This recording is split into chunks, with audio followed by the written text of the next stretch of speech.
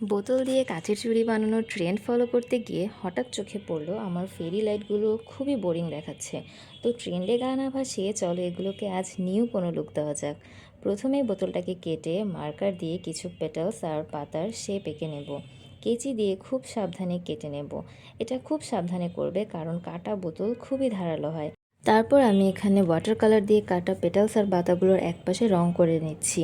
Water colour এখানে কিছুটা glassy effect আনবে। দেন যেই পাশে রং করেছি সেই পাশটাকে নিচের দিকে রেখে সাবধানে কিছু দিয়ে ধরে পেটালসের চারপাশ হালকা পুড়িয়ে নিয়েছি। কি সুন্দর করে আঁকাবাঁকা পেটালস রেডি হয়েছে দেখেছো? By the way, ignore my হাতের অবস্থা। তারপর একটি লাইটের চারপাশে গ্লু লাগিয়ে একে একে 3টি করে পেটালস লাগিয়ে দিব আর উপরের দিকে একটি সবুজ পাতা লাগিয়ে দেব। এই ব্যাপারটা খুবই সিম্পল। তো এভাবেই তোমরা তোমাদের ঘরে থাকা পুরনো ফেয়ারি লাইটটাকে একটা নতুন লুক দিয়ে দিতে পারো। তো আজ এ পর্যন্তই। ভিডিও ভালো লাগলে কি করতে হবে তা তো তোমরা আগে থেকেই জানো। টাটা।